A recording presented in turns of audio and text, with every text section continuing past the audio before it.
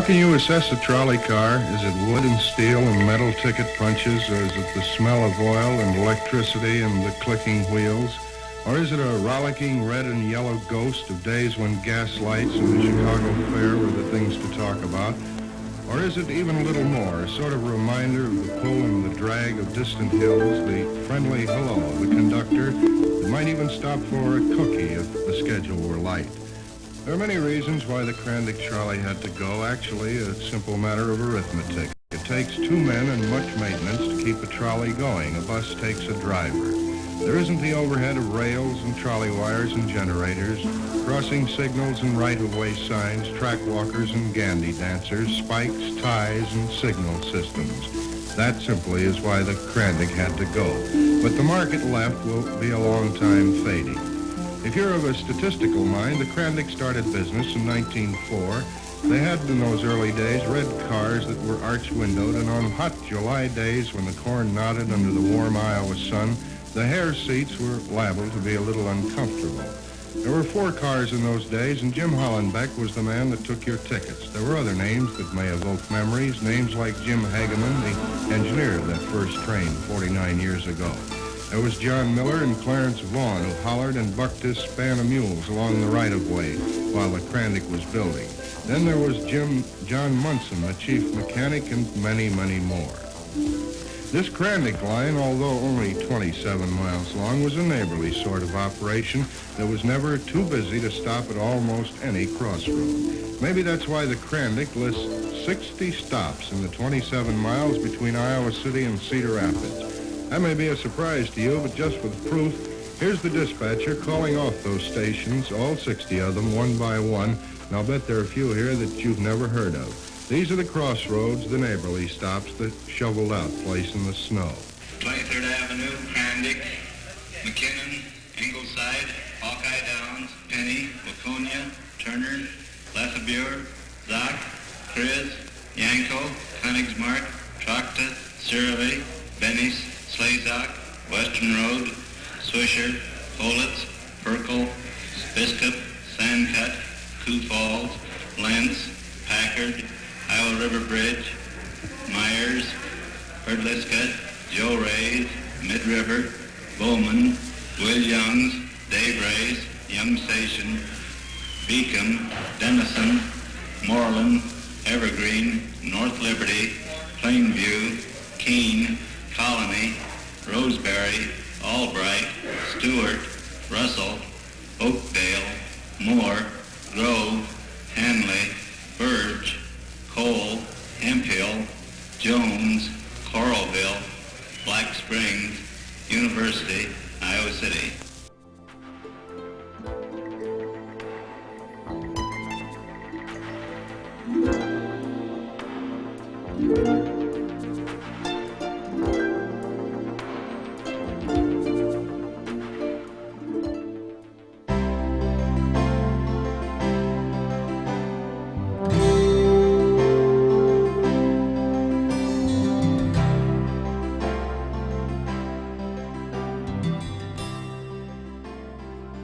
The two men most responsible for the construction and early operation of the Cedar Rapids and Iowa City Railway were William G. Dowse and Isaac B. Smith. In early 1901, the Cedar Rapids and Iowa City and Southern Railway Company was formed to survey several routes to the Mississippi River by way of Iowa City. One route would take the line eastward toward Muscatine and on to Peoria, Illinois. The second route would take the line to Davenport and then up to Clinton. Several engineering firms studied the proposed routes and offered suggestions on routing and interconnections with established lines. Franchises were obtained for operation of a rail line inside the city limits of Cedar Rapids and Iowa City. 4 steam railroads served the city of Cedar Rapids in 1901: the Chicago and Northwestern, the Chicago, Milwaukee, and St. Paul, the Illinois Central, and the Burlington, Cedar Rapids, and Northern Railway. A profile of the railroad written in 1902 served as the blueprint for building the line from Cedar Rapids to Iowa City. In May of 1902, the Cedar Rapids, Iowa City, and Southern Railway Company was dissolved, having completed the preliminary and final surveys for the proposed line. Dowes and Smith formed a new company that retained control of the Cedar Rapids Electric Light and Power Company and the franchise agreements granted by the cities of Cedar Rapids and Iowa City. Construction contracts were let by the new company. Construction of the line began in early March. More than 200 teams of men and mules used slip scoops to cut through the hills, filling in low areas and grading the right-of-way. The work was difficult and took over 13 months to complete.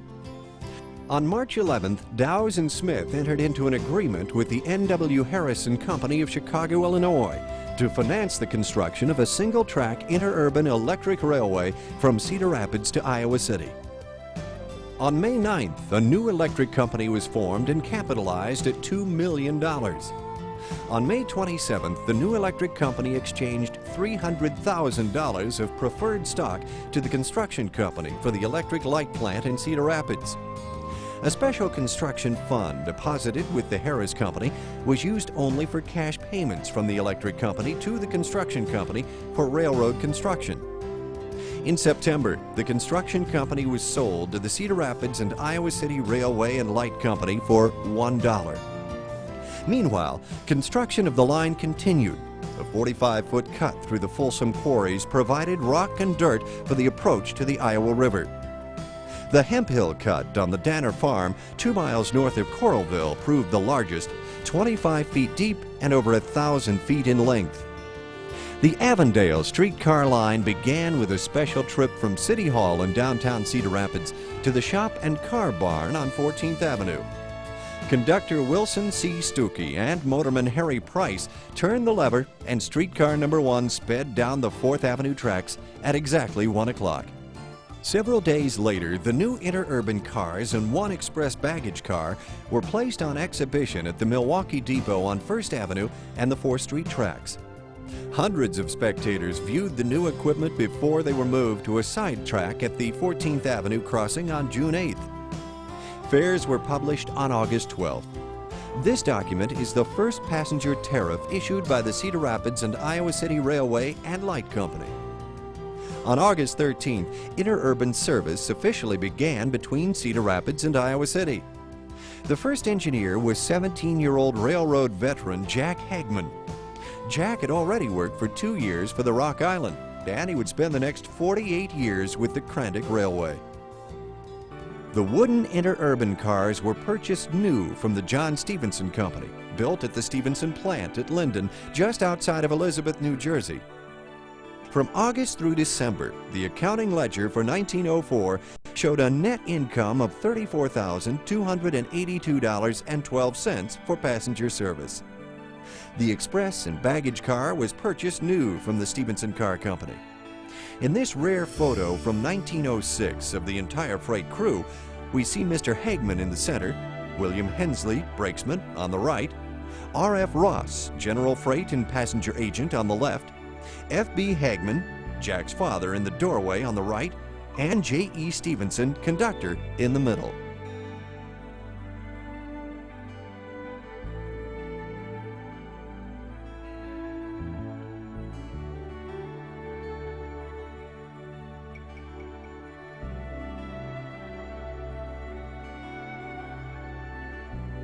The line was one of the first in the country to use 60-cycle rotary converters and used one of the highest line voltages in the country, 16,500 volts. 3 substations provided power at the car barn and shops in Cedar Rapids, the passenger and freight depot in North Liberty, and the passenger depot in Iowa City. The CR and IC Railway crossed the Cedar River in Cedar Rapids and the Iowa River at Mid River and in Iowa City. The American Bridge Company of New York City built all 3 bridges in the fall of 1903, with substructure work during the winter contracted to the Steelstone Construction Company of Chicago. 38,000 lineal feet of piling, 75,000 feet of timber, and 40,000 pounds of hardware were used. The interurban was almost a year old when disaster struck the line and almost bankrupted the company. Cars 101 and 103 met in a head-on collision on a 30-foot high trestle just 1.5 miles south of Swisher. The collision was the result of a mistake in train orders and resulted in the fatal injury of the motorman on car 103. Several serious and badly injured passengers were taken to local hospitals in Cedar Rapids and Iowa City. This wreck cost the company over $100,000. Freight service began on the same day that interurban service was introduced. The amount of freight as well as the ton mileage increased rapidly from 1904 to 1909. Most of the freight hauled in these 6 years was coal for the parent company's power plant in Cedar Rapids. Carload shipments of coal grew from 7 cars a month in 1907 to 14 cars a month by 1914. Several lines interchanged in Cedar Rapids, including the Chicago, Rock Island and Pacific, the Chicago, Milwaukee and St. Paul, the Chicago and Northwestern, and the Illinois Central. In December 1906, a complaint was filed with the Interstate Commerce Commission in regard to establishing through routes and joint rates with other rail lines. The Milwaukee and Chicago Northwestern agreed to joint rates in Cedar Rapids, as did the Rock Island and Iowa City in 1907. The Rock Island Railroad had no terminal facility in Cedar Rapids and was losing a considerable amount of business until an agreement with the CR and IC enabled the lines to handle a substantial amount of freight traffic. Freight interchange with the Waterloo, Cedar Falls, and Northern began shortly after the line was extended to Cedar Rapids in 1914.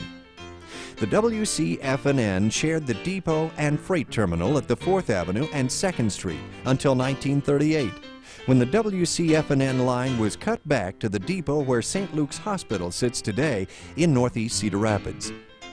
In the late teens, freight traffic on the CR and IC surpassed passenger revenues, a trend that continued through the beginning of the Second World War. The CRANDIC was a pioneer in the practice of buying or leasing land along its right-of-way for industrial development, a practice that continues to the present. Several industries, including the Great Lakes Pipeline Company and the Waconia Sorghum Mill, began this way. The CR and IC also developed a cooperative with the local farming community to buy and sell livestock for market.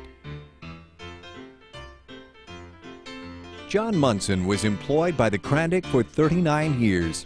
His first job was cleaning the bottoms of electric motors. He was known as the Pit Rat. In 1909, he moved to the machine shop. In 1911, he invented a controller that could be operated from both sides of an engine. In 1912, he was appointed master mechanic, a position he held until 1945. In 1914, he, along with brother Charles, invented the Munson switch, which was designed to throw the switch on the trolley arm at the same time as the ground switch. Munson also invented a folding step, which was used many years on CRANDIC passenger cars. In 1932, Munson was appointed Superintendent of Equipment for the CRANDIC stages. In 1945, he was named Superintendent of Distribution, the job he held until his retirement on April 30th, 1953. John Miller began working for the CRANDIC as a streetcar conductor on May 13, 1907. In 1918, in an election held by some of the boys at the shop and the West Side Freight House, Miller was elected mayor of CRANDIC. He had advanced from car conductor at 16 cents an hour to mainline work and then to the dispatcher's office at $65 a month.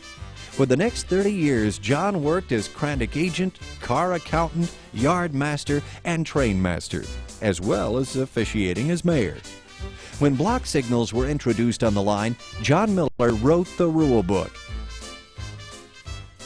A second streetcar line that was added in 1910 was a branch of the Avondale line. The Linwood line branched off at 4th Street and 8th Avenue and went to the Linwood Cemetery area and terminated up on Young's Hill. The interurban line was later changed to provide a straighter route into Cedar Rapids. The changes affected the streetcar routes as well.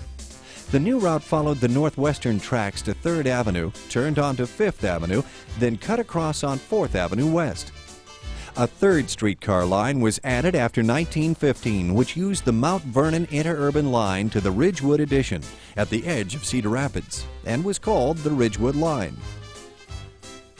The second major expansion for the CRANDIC was a 15-mile branch line to Mount Vernon, Iowa, called the Mount Vernon-Lisbon Division. There were local pressures from merchants to build a line eastward, and a line was considered as far east as Tipton. In 1911, the company made several surveys, one through Scotts Mill and the other through Bertram to Mount Vernon. The route through Bertram was chosen as the most direct route for the High Line from Cedar Rapids. The city of Mount Vernon granted 2 franchises, one for providing electrical service from Cedar Rapids and the other for an interurban line. This map shows the route of the extension. From Cedar Rapids, the route went up 3rd Avenue Southeast to Blake Boulevard to Forest Drive and continued to Sinclair Avenue to the edge of Beaver Park. The line continued east, crossing the future route of the Lincoln Highway near Rosedale School. A bridge spanned the road and the creek. The line continued southeastward, passing through the town of Bertram on the north end. The line crossed Big Creek and the Chicago Northwestern tracks over a high bridge. Small dump cars hauled dirt to the approach on a temporary trestle and filled a 30-foot gap. A steam shovel was brought in to aid in the excavation. A depot was built near the crossroads to the Palisades Park and was later used as a residence. The line continued east and passed near several farms before crossing the road just south of Alexander's Crossing and came in at the west end of Main Street in Mount Vernon. The line was completed to Guild Hall at Cornell College in December 1913. Regular interurban service began on January 1, 1914. After Main Street was paved and rails laid through the downtown area in 1914, the line was extended to Lisbon, Iowa. After the line reached Lisbon, a depot was located in a building just east of the J.M. Carby office. A Y was located along the east side of the Bova residence on Main Street in Lisbon. The line was built at a cost of over $1 million. 70-pound rail was used with catenary overhead. The line was insulated for 1200 volts DC but used the 600-volt system. This branch line carried many students to and from Cornell College, passengers to sauerkraut days in Lisbon, and mail and express baggage to the college. Freight trains were a rarity on this line. Only less than carload freight was usually shipped over the line. The last interurban car from the Mount Vernon-Lisbon Division returned to Cedar Rapids on July 24, 1928. An assessment of $150,000 levied by the city of Cedar Rapids on the CR and IC for paving improvements on Blake Boulevard forced the railroad to suspend operation on a line which had been a passenger-only operation. After the Mount Vernon-Lisbon line was abandoned, the streetcar line was terminated at 5th Avenue and 18th Street Southeast. The interurban line and streetcars of the Cedar Rapids and Iowa City Railway paused for 1 minute at 3 p.m. on November 29, 1926, in respect to co-founder William G. Dowes, who passed away on November 25th. Mr. Dowes was 62 at the time of his death.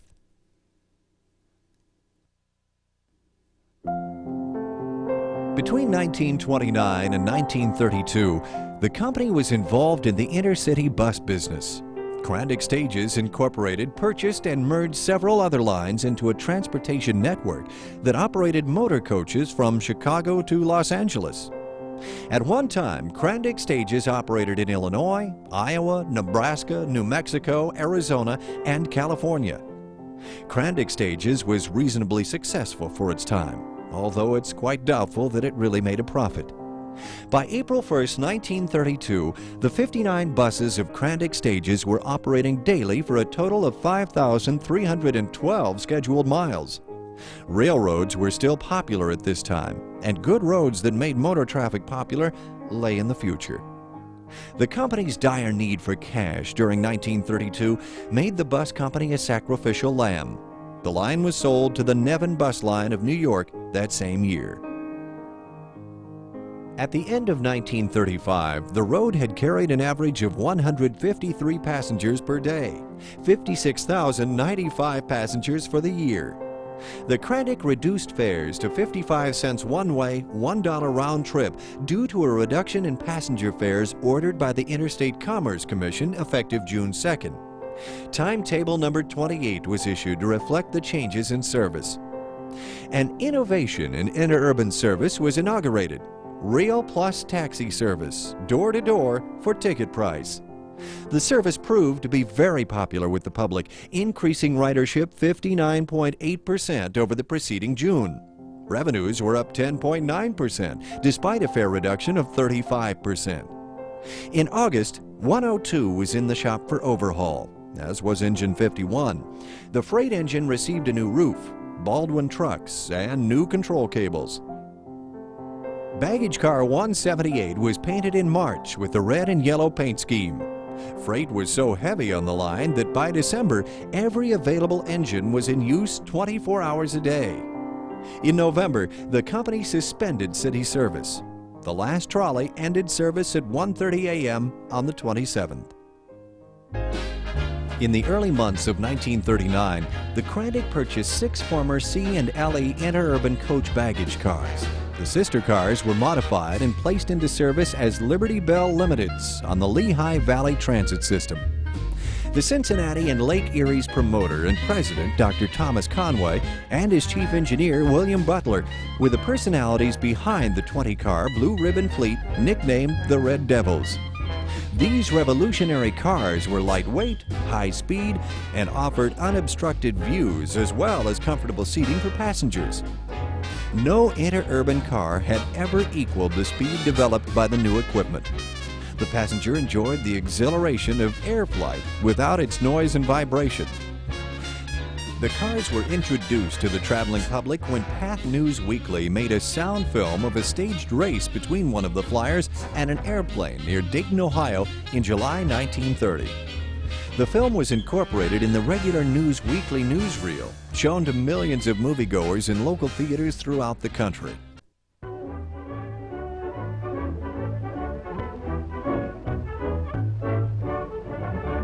See, look at the airplane out there.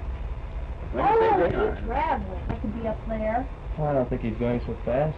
I think one of these new cars can beat him. Let's have a race. That's a noble idea. Fine. I'll have to go up and ask the operator. Good.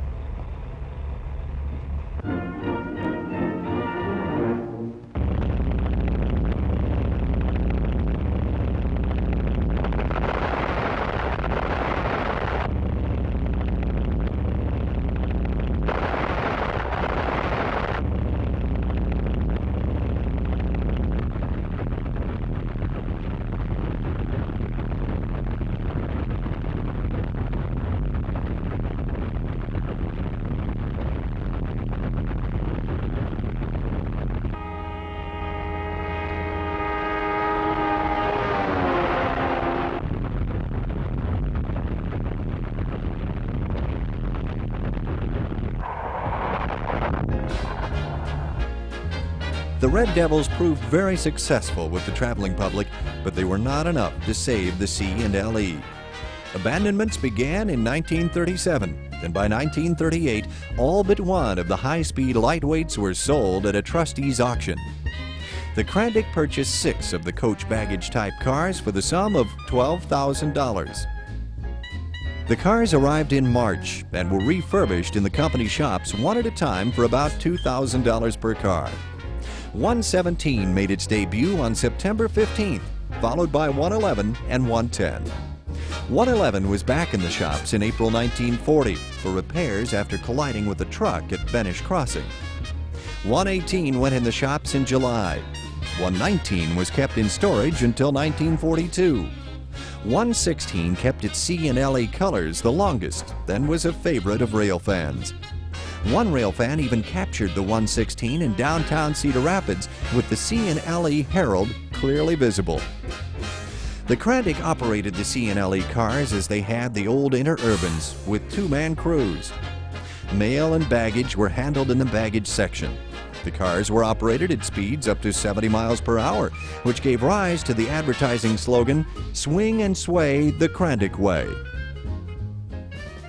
With the addition of the C and LE passenger cars, fares were reduced to 50 cents one way, 75 cents round trip. Schedule changes included a 45-minute ride one way, 14 trains on weekdays, and 16 trains on Sunday. The combination of more frequent trips, better equipment, higher speed, and reduced fares resulted in a 52% increase in passenger revenues. Old number 50 traveled its last mile down a piece of temporary track in the West Yard on a spring afternoon in April of 1941. The combination baggage car and freight engine had been purchased new from the Stevenson Car Factory back in 1904. It had traveled 1 million miles up and down the track, and no one knew just how many thousands of cars she hauled in those 38 years. On April 18th, number 50 was stripped and burned, replaced by more powerful engines. Her motors were installed on the switch engine at the powerhouse.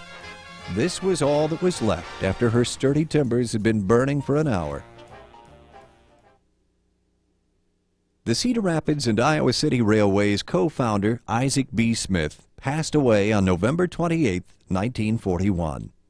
He had graduated from Princeton in 1890 and was secretary of the Cedar Rapids Electric Light and Power Company in 1891. In 1927, he was named president of the company. Under the direction of John Munson, Snowplow Number 1 was constructed from old equipment in the CRANDIC shops and made its debut in December. The SP1 was painted black in order to give the greatest amount of contrast with the snow. The unit featured a heated cab, headlights, whistle, adjustable blade, and auxiliary flanges. In June 1942, the CRANDIC took delivery of another high-speed interurban car from the Indiana Railroad. This car would not see service until 1944. The number of daily trains had increased to 32, and the CRANDIC was handling an average of 739 passengers per day. This one high-speed car survived intact from a 21-car order placed by the Indiana Railroad to the Pullman Company of Chicago. Today, she rides the rails at the Illinois Railway Museum, restored to her original configuration. Indiana 65 served the Indiana Railroad beginning in July of 1931. Like her sister cars, the 65 featured fabricated aluminum on her body and rode on Commonwealth trucks with a one-piece cast steel frame. For 10 years, the car served faithfully until the line was abandoned on the 19th of January, 1941.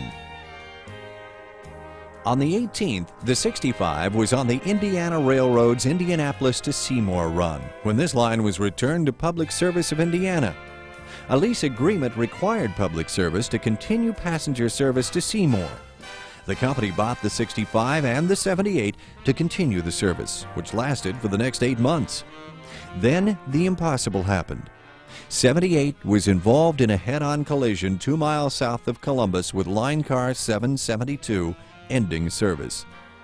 The 78 and 772 were scrapped, leaving Indiana 65 housed in the Columbus car barn. Howard Odinius, white knight and motorman on the Chicago North Shore line, felt that the 65 should be saved for posterity, so he purchased the car by soliciting 20 rail fans to contribute $50 each for the $1,000 asking price. Odinius knew that the CRANDIC had just purchased 6 C and LE high speeds, so he contacted the railroad and asked if they would be interested in another car. The CRANDIC bought the car. Howard gave the rail fans back their $50, and the 65 was shipped from Columbus to Cedar Rapids in June of 1942.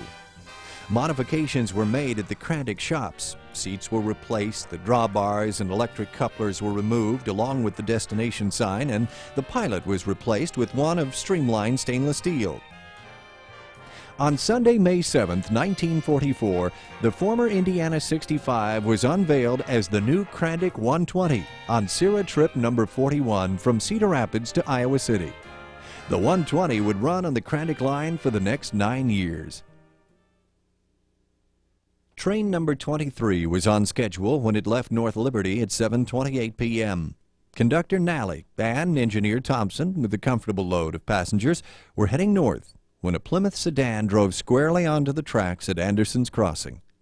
With just seconds to act, the engineers set the emergency brake on car 110 as it plowed into the sedan, pushing it down the tracks for 350 feet. During 36 hours in May, unprecedented floodwaters kept local train service limited to the Cedar Rapids to Coralville area. Tracks in the Iowa City freight yard were flooded until May 27th. No equipment was damaged, but an abundance of mud caused considerable cleaning. Ernie Ross was featured as the swinging brakeman in this 1946 photograph for the CRANDIC's advertising department.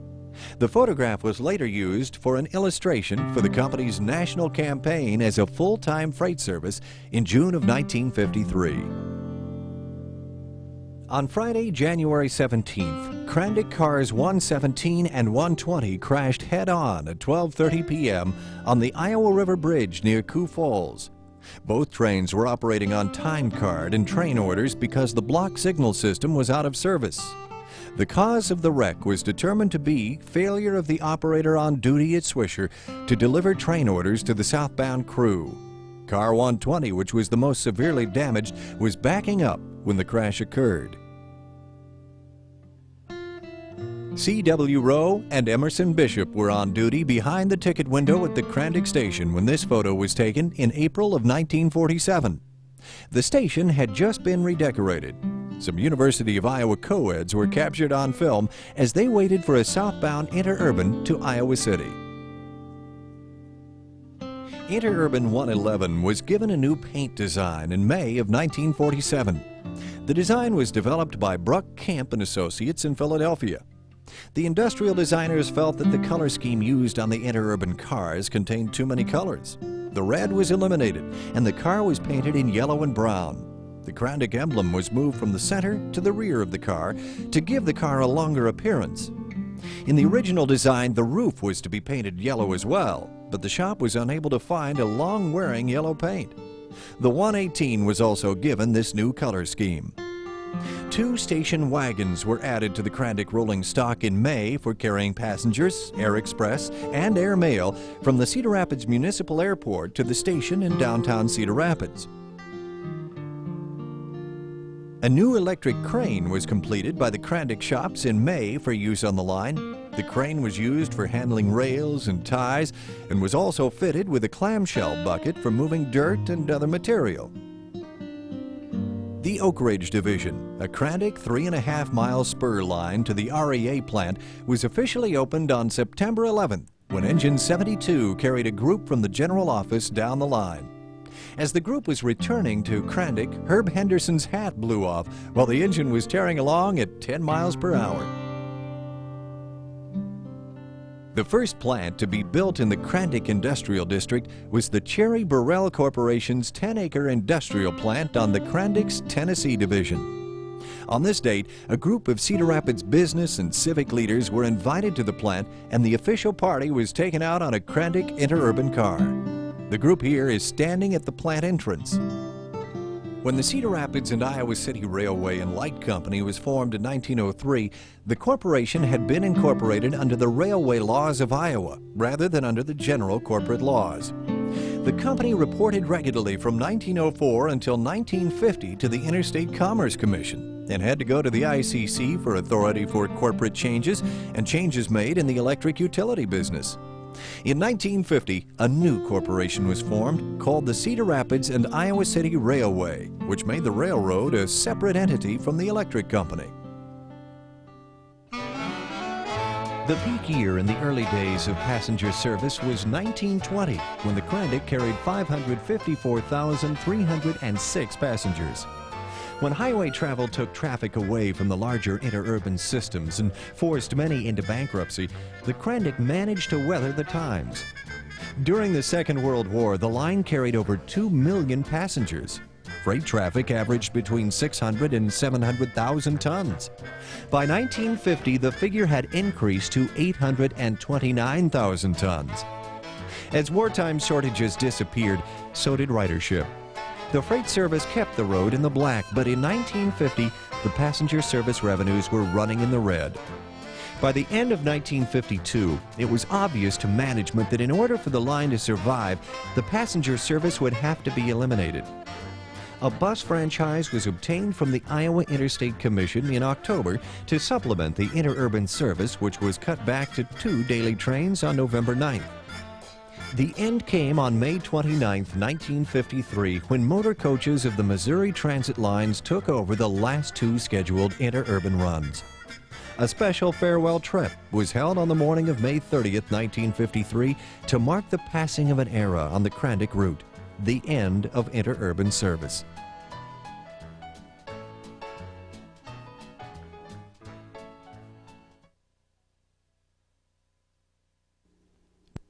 Many rail fans have photographed the CRANDIC Railway over the years, and some used 8 and 16 millimeter film. But we only found one who captured the sound as well as the images. During 1952 and 1953, Vitaly V. Yuzov captured the feeling and flavor of riding on interurban cars 119 and 120. Vic was kind enough to let us share this rare film with you.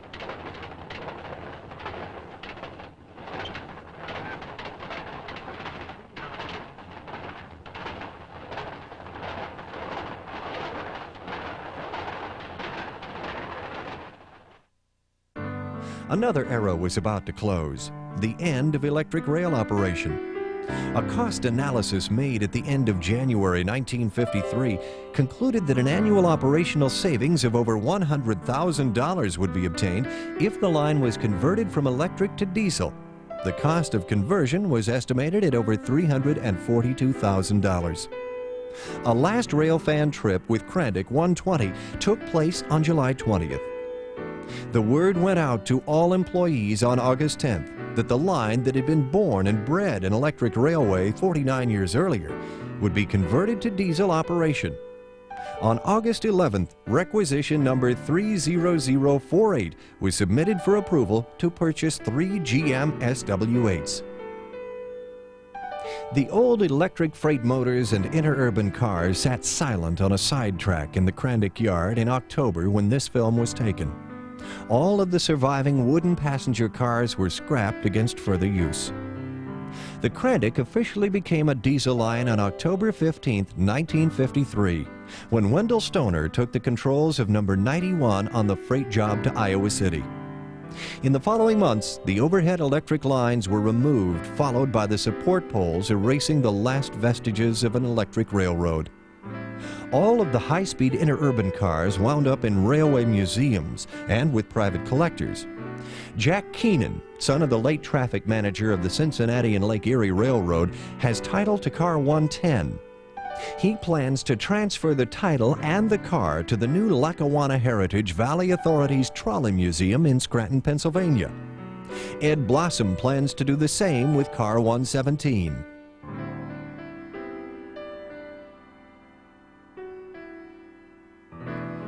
Ed and Charlie Loynaz drove out and bought car 116, which is currently at the Branford Electric Railway in New Haven, Connecticut. Car 111 is currently undergoing restoration at the Bay Area Electric Railway Association in Rio Vista, California. Car 118, fully restored, rides the rails at the Seashore Trolley Museum in Kennebunkport, Maine. Car 119 is housed at the Ohio Railway Museum in Worthington, Ohio. Car 120 was restored to its original Indiana 65 configuration and currently rides the rails at the Illinois Railway Museum in Union, Illinois. Car 101 was converted in 1917 to Trailer 153. Cars 102 and 103 were rebuilt in 1928 by the American Car Company to modernize the body and interior of the cars. Car 103 was destroyed in a collision with a locomotive and scrapped in 1938. During the Second World War, Car 102 was leased to the Des Moines and Central Railway. Car 104 was converted in 1927 to Trailer 154 and scrapped in 1934. The first Car 105 was a Jewett combination car, purchased used in 1907 from an electric line in Ohio, was rebuilt as Trailer 152 in 1911, was wrecked in 1915, and scrapped in 1934. The second Car 105 was built by the Niles Car Company and purchased new in 1909. The original number was 151. The car was rebuilt in 1918 and again in 1928 by the American Car Company. The car was wrecked and scrapped in 1952. Car 106 was a single-end combination passenger and baggage motor car built in 1909 by the Niles Car Company and rebuilt in 1928 by the American Car Company. This car was wrecked and scrapped in 1950. Cars 107 and 108 were steel cars built by McGuire Cummins in 1913. 107 was destroyed in a collision with engine 52 in 1920. 108 was scrapped in 1934. Car 109 was originally Car 162, built by the Cincinnati Car Company in 1908 and was purchased in 1923 from the Southern New York Power and Railway Company. Was rebuilt to Car 109 in 1939 to replace Car 103. The car was leased to the Des Moines and Central Railway along with Car 102 during World War II and was rebuilt into a line car in 1950 and finally sold for scrap in 1953. Number 50 was purchased new from the John Stevenson Company in 1904 and was scrapped in 1941. Number 1 was a Baldwin unit built in 1904 rebuilt and renumbered number 75 in 1910, and was scrapped in 1954. Number 51 was a 50T Express locomotive purchased from the St. Louis Car Company in 1916 and was on the sale list in 1953. Number 52 was rebuilt from a gas-electric locomotive in the company shops in 1920 and scrapped in 1923. Number 53 was assembled in the company shops in 1923. The trucks were from Steel Car 107. In 1954, 53 was used as the company's power plant in Cedar Rapids. The motor was sold in 1968 to the Iowa Traction Railroad in Mason City for parts. Number 54 was assembled in the company shops in 1927 from parts purchased separately. The body and equipment was purchased from the Puget Sound Electric Railway. The unit was scrapped in 1954. Number 55 was built by the Detroit United Railway in 1926, purchased in 1935, used until 1953, and was sold to the Indiana Museum of Transportation and Communications in Noblesville, Indiana in 1955. Number 56 was built by Baldwin Westinghouse in 1919, was purchased in 1941 from the Northeast Oklahoma Railroad, used until 1953, and sold in 1954 to the Kansas City Kaw Valley Railroad, who sold the unit to the Iowa Traction Railroad in Mason City in 1963. Number 57 was also built by Baldwin Westinghouse in 1921. The unit was purchased from the Northeast Oklahoma Railroad in 1940, was used until 1953, and sold to the Kansas City Kaw Valley Railroad in 1954, who sold the unit to the Iowa Terminal Railroad in 1963. Number 58 was built by Baldwin Westinghouse in 1920, purchased from the Washington and Old Dominion Railroad in 1948, and used until 1953. The unit was sold in 1955 to the Kansas City and Kaw Valley Railroad, who sold the unit to the Iowa Traction Railroad in 1962. Number 72 and 73 were both built by the Oklahoma Railway Company in 1929, were purchased in 1948 from the Union Electric Railway Company, and used until 1953. Both units were sold to the Chicago, Aurora, and Elgin in 1954. Number 78 was built by the Cincinnati Car Company in 1911, was originally number 164, and was rebuilt in 1934 to Line Car 78. A new flood control dam built by the Army Corps of Engineers on the Iowa River near Coralville made it necessary for the CRANDIC to construct a new bridge and move approximately 11,000 feet of track above reservoir level near the Iowa River Valley. The old wooden Wolf Avenue Bridge was torn down in April to allow a bypass track to be built, while the main line's grade was reduced from 2 to 1.5% on Capitol Cut in Iowa City near Veterans Hospital. The old pier pit system was being replaced in the shops when this photo was taken in July of 1959. 8 CRANDIC rail cars broke away from a crew in the yards making up a train, jumped the tracks, and smashed into the Wisconsin Lumber Company's office building on May 9, 1961. 3 men inside the office leaped to safety seconds before the cars demolished the building. A fire destroyed an entire city block, including the CRANDIC freight office on May 22, 1964. Damage was estimated in the millions. A new spur line to the Alice Chalmers plant was added in August of 1967.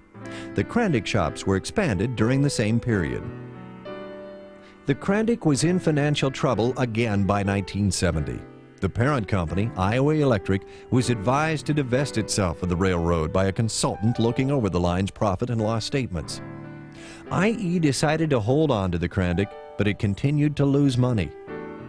By 1973, the financial situation was so dire that Iowa Electric CEO Dwayne Arnold appointed O.T. Woods as general superintendent. He was ordered to either turn the railroad around or scrap it, and was only given 6 months for the task. O.T. did the near impossible, and the line began to make a profit.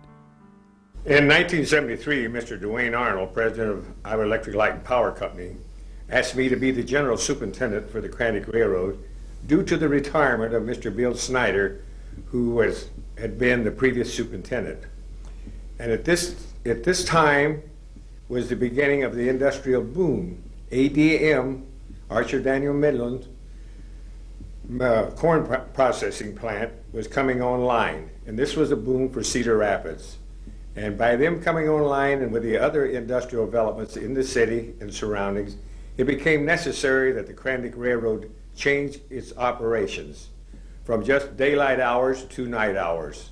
The new industry required 24-hour service, and that required CRANDIC to purchase locomotives, increase their manpower, and do a certain amount of maintenance away.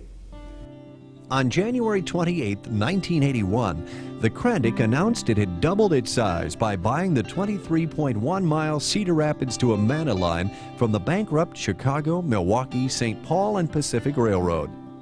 CRANDIC had operated this line under a service order since March of 1980. In 1984, the CRANDIC became a 35% owner in a newly formed Iowa Interstate Railroad. Using the former Rock Island line from Council Bluffs to Chicago, the new line began a new marketing operating arrangement called a haulage agreement, which provides direct connections to all major Class I carriers. In 1992, a new holding company was formed under IES Industries called IES Transportation. The new company performs the administrative functions for the Cedar Rapids and Iowa City Railway and its sister companies, including a railcar service center for railcar repair, painting, and washing, a transload and storage facility on the Mississippi River at East Dubuque, Illinois, and a transload and storage facility in Cedar Rapids, Iowa. Today, the CRANDIC is one of the premier short-line railroads in the industry, with 80 employees. Primary customers include Archer Daniels Midland, Cargill, IES Utilities, Penford Products, and Cedar River Paper. Primary products include coal, grain, and processed products such as syrup, starch, alcohol, and scrap materials. Company rolling stock includes 14 gondolas and 113 covered hoppers. 11 engines switch lines of freight cars in Cedar Rapids and pull the daily train between Cedar Rapids and Iowa City. Number 91, 92, and 93 were SWHs purchased from EMD. 91 was rebuilt in January 1990 by General Electric. 92 was sold to Iowa Electric's Marshalltown plant. 93 was rebuilt by ICG in October 1976. The unit was sold to IEI Railcar in 1993. Number 90 was built by EMD in April 1953. CRANDIC purchased the unit in December 1965. It was rebuilt by ICG in June of 1977 and sold to the Prairie Creek Station in 1993. 94, an SW900, was purchased new from EMD and delivered to the CRANDIC in August 1959. It was rebuilt by ICG in June 1976. 95, an SW9, was built in March of 1951. Purchased by the CRANDIC in September of 1973. Rebuilt by ICG in January of 1980. 97, an SW1200, was built in June of 1976 and purchased by the CRANDIC in July of 1985. 99, an SW1200, was built in April of 1966. The CRANDIC purchased the unit in December of 1985. 100, a GP9, was built in June of 1959 and purchased by the CRANDIC in September of 1987. 101, 102, and 103 were all GP9s built in April of 1959. 101 was purchased in September 1987. 102 was purchased a year later in September of 1988, and 103 was purchased in August 1988. 104 and 105 were GP9s, built in February of 1959, rebuilt in 1981, and purchased by the CRANDIC in February of 1993. Several SW1200s were purchased and modified to SW14s by IGC in December of 1994.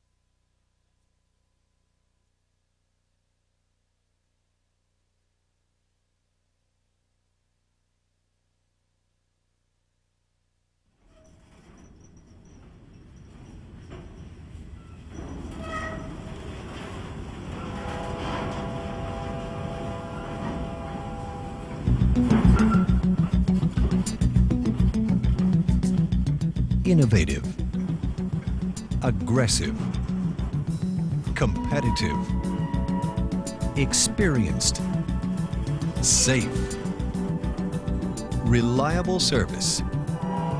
These are words used by customers describing the Cedar Rapids and Iowa City Railway Company, known as CRANDIC, consistently providing efficient and timely rail service since 1904. It's Thursday afternoon at CRANDIC Dispatch in Cedar Rapids.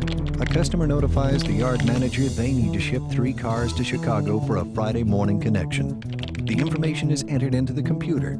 The cars are pulled from the customer, weighed, and depart from Cedar Rapids at 6 p.m. By Friday morning, they're in Chicago as scheduled.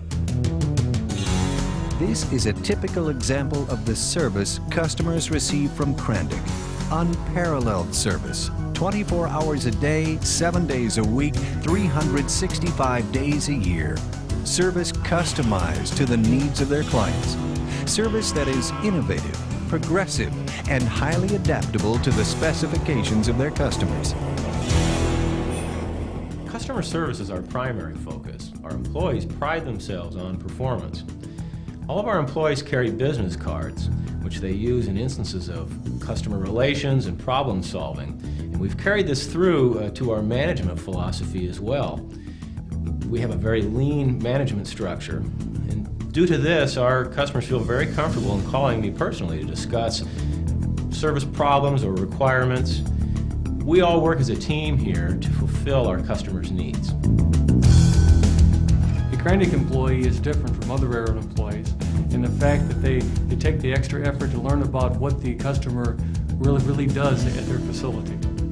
Our customers can demand almost anything, and we can come through for them.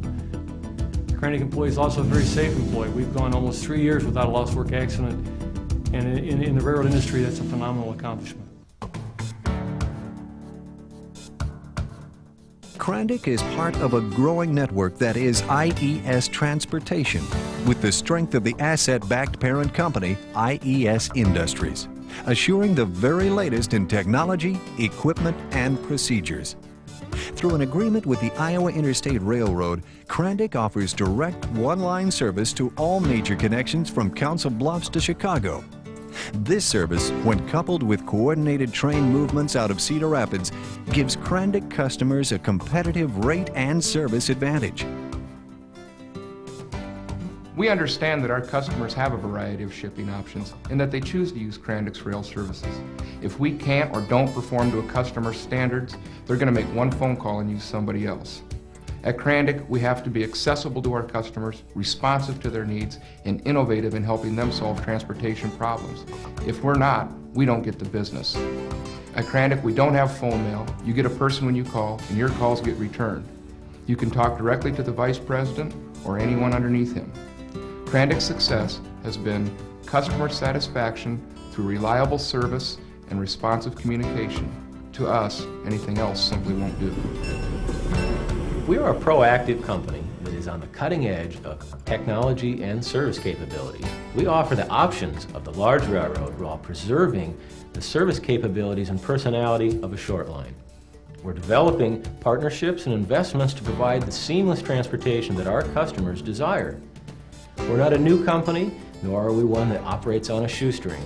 We've been here for 90 years, and I can assure you we'll be here tomorrow. CRANDIC offers daily service to and from all major Class 1 railroads in Chicago, Council Bluffs, the Quad Cities, and Des Moines. This means your shipment can be delivered anywhere just hours after we receive your call. And once we move your car, we track it with the computerized tracing ability of the Association of American Railroads, offer integrated EDI services, and maintain detailed yard and switching reports to maintain security and your peace of mind. At CRANDIC, we have an AS400 computer. Our computer allows us to do all the agency tasks and functions such as inbound, outbound way bills and freight bills, car hire, demurrage, and the latest technology for communication with other railroads, EDI. It allows our customers to trace cars 24 hours a day, 365 days a year, And all of these functions and tasks are done by our own employees. And because of this, they become very familiar with what the customer needs.